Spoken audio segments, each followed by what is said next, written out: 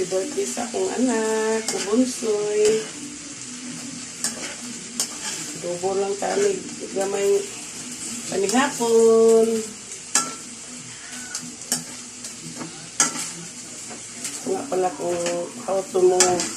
Thumbs up. Ayaw sa mo ko. How to make adobo. Adobong yubab.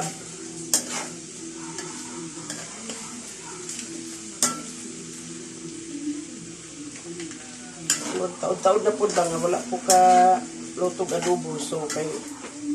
Paano magluto ng adobo na kunti lang kakain? Oh, di, 1 kilo. Ikunti naman ang kakain. Yun na lang gani. Kaya nakadala silang lang o carn. So, dyan mo ka, kuan ka sobrang busy sa trabaho.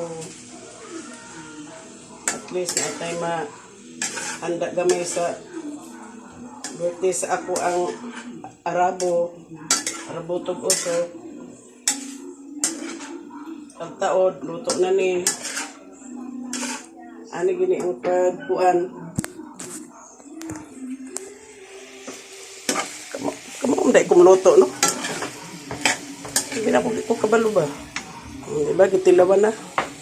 Basta ako lagi na magluto, ganahan daw lagi sila. Tagsalong ko magluto ba, pero takam-takam.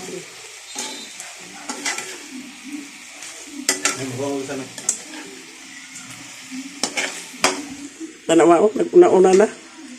Lagi ang birthday.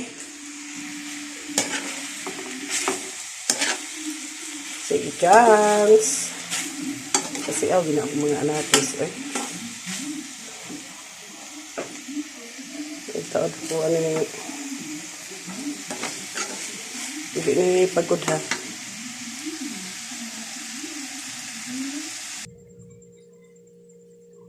Magdala lang taani sa